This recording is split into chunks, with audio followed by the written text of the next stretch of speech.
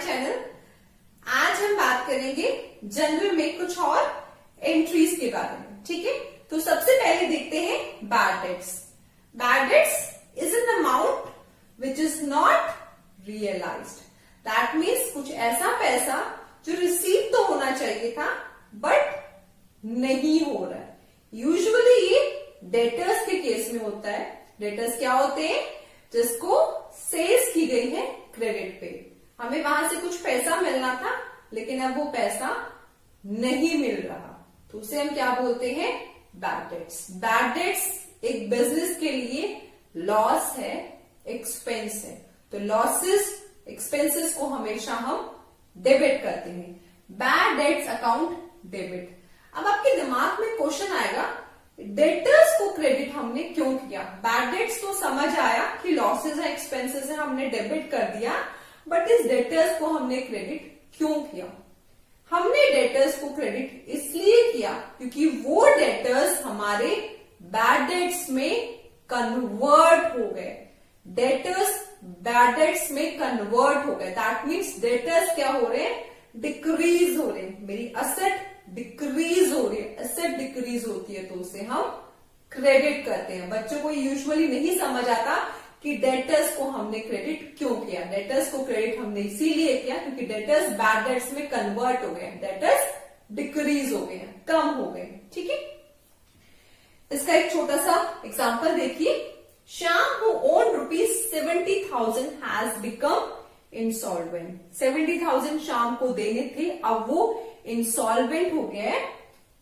He pay rupees 20,000 towards full and final settlement. उसे pay करना था 70,000। दैट मीन्स हमारे डेटर्स को पे करना था 70,000, उसमें से उसने 20,000 पे कर दिया। दैट मीन्स 50,000 क्या है? हमारी बैड डेट। 70,000 में 20,000 रिसीव हो गया, रिमेनिंग 50,000 बैड डेट में कन्वर्ट हो गया। ठीक है, तो कैश अकाउंट को डेबिट किया क्योंकि असेट है, इंक्रीज हो रही है, डेबिट करना है। 20,000 बैड डेट्स, लॉसेस है, एक्सपेंसेस है, 50,000 का है, उसको डेबिट किया टू श्याम। अब जो डेटर है उसको हम फुल अमाउंट से करेंगे बिकॉज एक्चुअल में ही हैज टू पे 70,000, तो उसके सामने हमने 70,000 लिखा। Narration, being rupees 20,000 received from Shyam out of a debt of rupees 70,000। इसके आगे आप लिख सकते हैं towards full and final settlement. Next देखते हैं बैड डेट्स रिकवर्ड। अब क्या होता है? बैड डेट्स हमें राइट ऑफ कर दिया, नेक्स्ट ईयर हमें कुछ अमाउंट लेट से उसमें से वापस मिल गया, या 2 साल बाद, 3 साल बाद हमने कुछ बैड डेट किया था, अपने बुक्स में से वो डेटर्स को हटा दिया था, लेकिन अब वो उसमें से कुछ पैसा दे रहा है। कई बार जेन्युइन रीजन होते हैं कि किसी के पास फंड्स नहीं है बट लेटर और उसके पास फंड्स आए, उसकी इंटेंशन खराब नहीं थी तो उसने वो आपको पेमेंट दे दिया। अब वो डेटर्स का अकाउंट हम अपनी बुक में से क्लोज कर चुके हैं, तो ऐसी वाली एंट्रीज को हम कौन से हेड में डालते हैं? बैड डेट रिकवर्ड अकाउंट में। ठीक है, तो बैड डेट रिकवर्ड एक बिजनेस के लिए एक तरीके से इनकम है बिकॉज जो लॉस हुआ तो वो पहले राइट ऑफ हो चुका है, तो करंट ईयर के लिए क्या है? वो इनकम है। तो bad debts recovered account income account है, इनकम इंक्रीज होती है तो उसे हम क्रेडिट करते हैं। ठीक है, तो कैश या बैंक के थ्रू पेमेंट आ रही है, असेट है, इंक्रीज हो रही है, डेबिट करेंगे, टू बैड डेट्स रिकवर्ड को क्रेडिट करेंगे। इस एग्जांपल देखिए, received a check rupees 70,000, not received a check of rupees 10,000 for a bad debts return of last year। Last year कोई बैड डेट्स राइट ऑफ की थी, उसके लिए अभी करंट ईयर में 10,000 रिसीव हो रहा है through cheque. That means bank का बैलेंस इंक्रीज होने वाला है, so bank account debit 10,000 to bad debts recovered account 10,000, being check received on account of bad debts recovery। Next है drawings। Drawing is an amount or goods withdrawn by proprietor for the personal use। That means proprietor या partner business में से अगर कोई भी goods या पैसा withdraw करते हैं पर्सनल यूज के लिए, उसे हम ड्रॉइंग्स कहते हैं, ठीक है। ड्रॉइंग्स कैश की फॉर्म में भी हो सकती है और ड्रॉइंग गुड्स के फॉर्म में भी हो सकती है। अगर कैश के फॉर्म में है, ड्रॉइंग्स किसके अंदर आता है? Drawing is a part of capital. Capital अगर डिक्रीज होती है तो उसे हम डेबिट करते हैं, इसीलिए हमने ड्रॉइंग्स अकाउंट को डेबिट किया है, ठीक है। अब बिजनेस में से क्या हो रहा है? कैश भी जा रहा है, तो असेट भी डिक्रीज हो रही है, तो कैश को हमने क्या किया? क्रेडिट किया। क्यों? Because decrease in asset is credit. Her session में मैं आपको एक ही बात बार बार रिपीट करती हूं कि rules of debit and credit को अच्छे से कर लो, because rules of debit and credit अगर क्लियर नहीं है तो ये समझ पाना बहुत मुश्किल है, ठीक है। So drawings account debit to cash और बैंक भी हो सकता है यहाँ पे, ठीक है।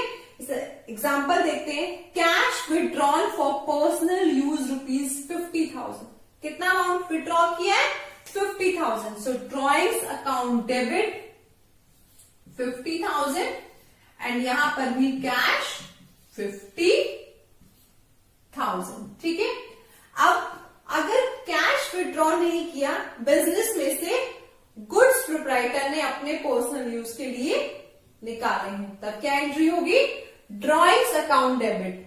कैपिटल है, डिक्रीज हो रहा है, उसे हम क्या कर रहे हैं? डेबिट कर रहे हैं, ठीक है। अब यहाँ पे हम परचेजेस अकाउंट को क्रेडिट क्यों कर रहे हैं? परचेजेस का ड्रॉइंग से क्या लेना देना? लेना देना है, क्योंकि उसने जो गुड्स लिए हैं वो गुड्स कहां से आए? परचेजेस से आए। अब उस परचेजेस पे जो जीएसटी लगा है वो हमें रिवर्स करना पड़ेगा। क्यों? क्योंकि वो अब गवर्नमेंट को हमें ही पे करना है, ठीक है। सो परचेजेस अकाउंट को हमने क्रेडिट क्यों किया? क्योंकि यहां पे जो गुड्स उसने विड्रॉ किए हैं वो उस परचेजेस में से विड्रॉ किए, इसलिए हमने परचेज अकाउंट को क्रेडिट किया। इनपुट जीएसटी को हमने रिवर्स क्यों किया? बिकॉज जो हमने परचेजेस की थी उस टाइम पे हमने सामने पेमेंट कर दी थी कि अब ये सामने वाले को टैक्स पे करना है, लेकिन अब ये टैक्स उसी बिजनेस एंटिटी को पे करना है, क्योंकि ये आगे सेल ऑफ नहीं हो रहा है, उस प्रोप्राइटर ने अपने पर्सनल यूज के लिए विड्रॉ किया, ठीक है। So drawings account debit to purchases to input IGST. GST का कोई भी केस हो, एसजीएसटी, सीजीएसटी, आईजीएसटी, वो हम यहाँ रिवर्स कर देंगे, ठीक है। एग्जाम्पल देखते हैं। Goods purchased for ₹10,000 were used by proprietor for personal use, IGST applicable 10%। यानी कि कितने अमाउंट्स के गुड थे? परचेजेस कितने अमाउंट की है? 10,000 की, जीएसटी 1,000, इट कम्स टू 11,000, ठीक है। यानी कि ड्रॉइंग्स अकाउंट को हम कितने अकाउंट से क्रेडिट कर रहे हैं? 11,000 से, ठीक है। नेक्स्ट आता है सैंपल्स या एडवर्टीजमेंट में कई बार गुड्स को फ्री ऑफ कॉस्ट सप्लाई किया जाता है। कई बार देखते हैं ना हम लोग न्यूज़पेपर्स के साथ, मैगजीन्स के साथ, कई बार छोटे छोटे शैम्पूज होते हैं, ऑयल्स होते हैं, क्रीम्स होते हैं। सो दे वर डिस्ट्रीब्यूटेड एज सैंपल्स। अब वो किसी बिजनेस एंटिटी के लिए सेल नहीं है, उससे कोई इनकम नहीं आने वाली, वो कहां से पे कर रहे हैं या कहां से निकाल रहे हैं? वो गुड्स अपने जो परचेज किया था उसमें से ही निकाल रहे हैं, तो यहां पर भी हम परचेजेस अकाउंट को क्रेडिट करते हैं और जीएसटी को रिवर्स करते हैं, ठीक है।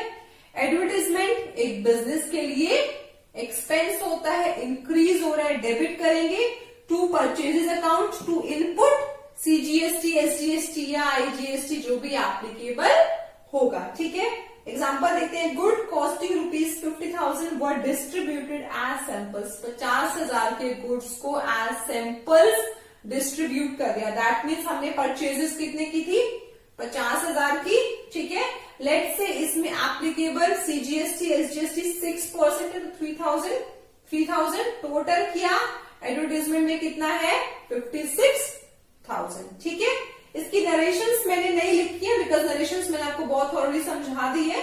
मैं बता देती हूँ, उसमें आप लिख दीजिएगा कि be goods distributed as samples and GST applicable at 6% on SGST and CGST.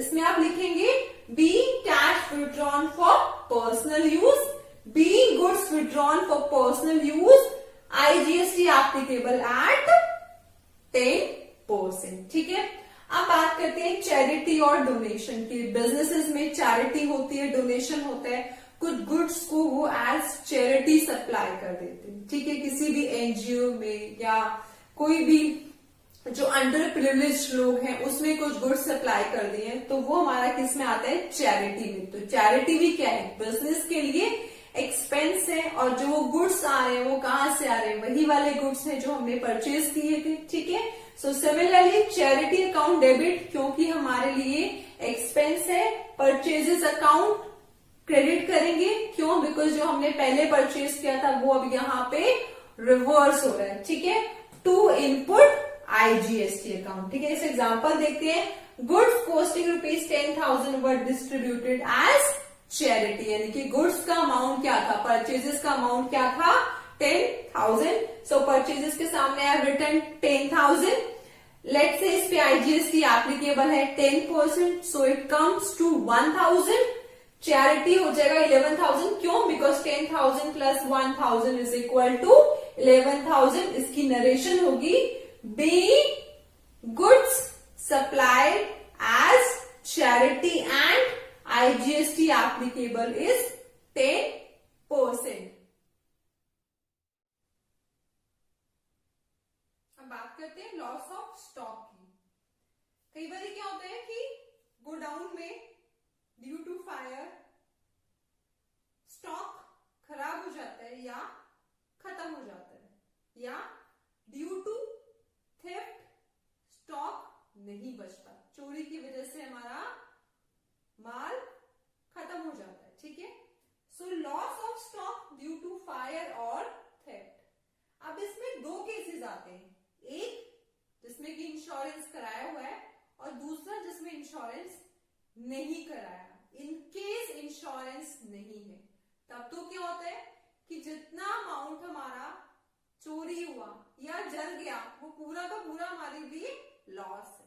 ठीक है, so loss of stock business entity के लिए लॉस है।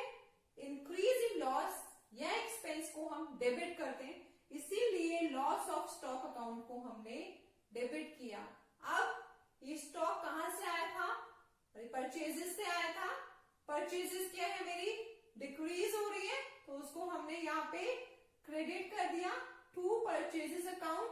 अब इसका जीएसटी हमें रिवर्स करना है, तो जब परचेज करते हैं तो हम क्या करते हैं, परचेजेस को डेबिट करते हैं, बट जब हम यहाँ रिवर्स कर रहे हैं तो परचेजेस को इनपुट जीएसटी को हम क्या कर रहे हैं, क्रेडिट कर रहे हैं। इसका एग्जांपल देखते हैं। Goods uninsured ₹3,000 were destroyed by fire, SGST and CGST at 5% each. 3,000 के गुड्स हमारे फायर में खराब हो गए हैं, इंश्योरेंस नहीं है। दैट मीन्स परचेज किया था हमने तो कितने का किया था, 3,000 का किया था। ठीक है, तो हम परचेजेस के आगे क्रेडिट में 3,000 अमाउंट लिख रहे हैं। दोनों केसेस में 5% है, दैट मीन्स 150, 150। टोटल अमाउंट हो गया हमारा 3,300। ठीक है, एक्चुअल में हमारा लॉस कितने का खराब हो गया, कितने का स्टॉक खराब हुआ हमारा, 3,300। Narration, be goods destroyed in fire या being loss of stock on account of fire, सामने ₹3,300। अब देखते हैं वो वाला केस जिसमें कि इंश्योरेंस कराया हुआ है। ठीक है, इंश्योरेंस कंपनी को हमने डेबिट किया to purchases account, to input GST account. ठीक है, अब ये एंट्री हम पास करते हैं when we are submitting the claim. जब हम क्लेम सबमिट कर रहे हैं तो हम क्या एंट्री पास कर रहे हैं, insurance account debit, to purchases account, to input CGST account. अब ये जरूरी थोड़ी है कि जितना का अमाउंट हमने इंश्योरेंस कंपनी को क्लेम किया है वो सारा सेटल हो जाए, तो उसमें से जितना अमाउंट सेटल हुआ उसके बेस पे एंट्री पास करते हैं कि जो अमाउंट सेटल नहीं हुआ वो बिजनेस के लिए क्या हुआ, लॉस हुआ। ठीक है, सो बैंक अकाउंट डेबिट, जो अमाउंट इंश्योरेंस कंपनी हमें पे करने वाली है। ठीक है, लॉस ऑफ स्टॉक, अब जो अमाउंट उन्होंने पे नहीं किया वो डिफरेंस अमाउंट और क्रेडिट किया हमने इंश्योरेंस कंपनी को। एग्जांपल देखते हैं, goods worth ₹20,000 damaged by fire and insurance company accepted claim of ₹15,000 IGST at 15%। ये रेट्स एक्चुअल रेट्स नहीं है, जस्ट आपको एग्जांपल्स के लिए गिवन है। ठीक है, सो कितना परसेंट था IGST, 15% था। हमें जो लॉस हो रहा है वो 20,000 के गुड्स का हो रहा है। यहाँ पर अमाउंट पे बच्चों को अगेन बहुत कंफ्यूजन होता है, ध्यान से देखो।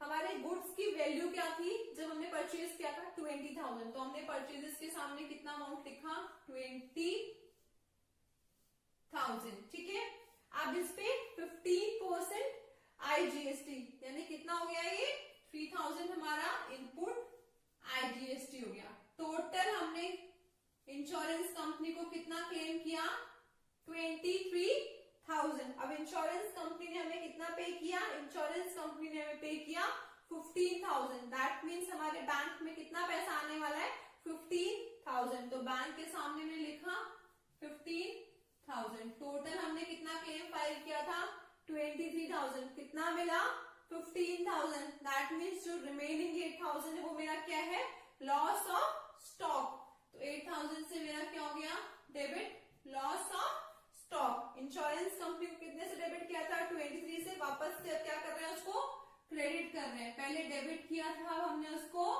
क्रेडिट कर दिया 23,000 से। B claim of ₹15,000 settled by the insurance company. I hope you are enjoying my videos. Please do subscribe my channel, like my videos, share my videos.